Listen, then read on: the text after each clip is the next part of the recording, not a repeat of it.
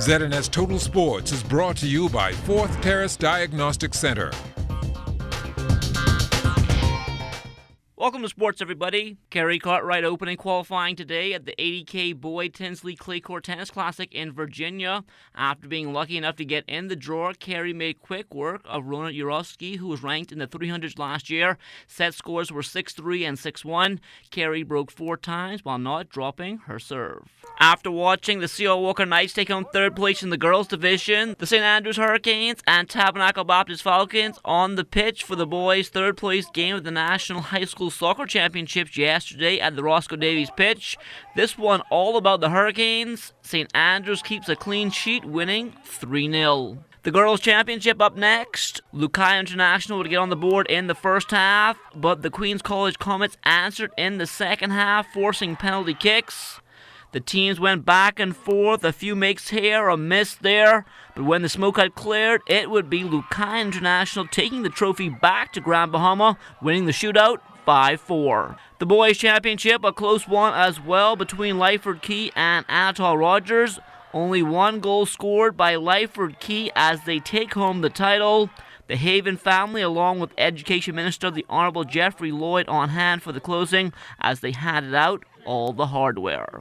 Next up for soccer now will be the Bahamas Cup. That takes place this coming Friday, Saturday, and Sunday at the Beach Soccer Stadium. That home court advantage is everything to us, you know. Each person that comes out screaming Bahamas, wearing the colors, it makes a difference on the field, especially when you start to get tired because it's on the sand, so it's a high-intensity game.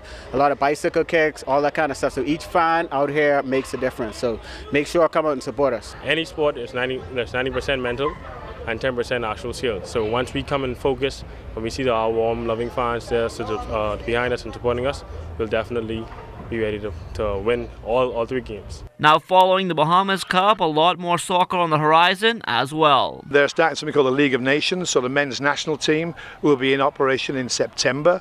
They'll be playing against Belize, the date to be announced. And they've got 3 other games taking place, so we've got National League football taking place as well.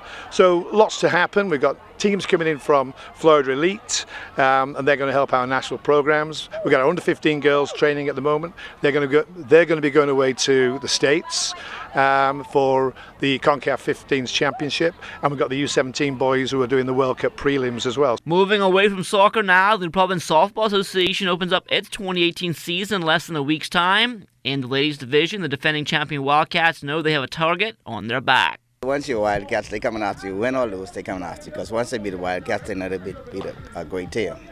You know, so what we can do now is preparing for everybody coming, one at a time. They might say my mouth hard, but I can guarantee it. With Tilo and with Rico, can't go wrong. The John Bull Astros have been undefeated in the minor league division of the Junior Baseball League of Nassau since the preseason. As for their secret to success? Well, I think it's a combination of talented kids and good coaching. You know, I think we're definitely working with a group of talented kids this year, and it's sort of, you know, you take talent and you put some good coaching with that, you tend to have a good team. You know, we've had a couple of games where the focus dipped a little bit. I think the kids, you know, they've won a lot, and sometimes that is a challenge. I think right at this point we're telling them, look, it's all about you guys playing your best game. You know, don't focus too much on who you're playing. Just come out every day and play your game. And I think that they're sort of, that's what they're doing. And I think that that's how we're going to stay focused. I mean, we always know that baseball is a funny sport. You can lose at any day. So we don't want to get overconfident. You know, we're confident, but we're not overconfident. The DTSB Wolfpack looking to make some noise on the local track and field scene. The S in DTSB stands for speed, and that's their main focus. If you want to be a great distance runner, you need speed. If you want to be a great quarter miler, you need speed. So we develop speed first, and then we can branch out a little later.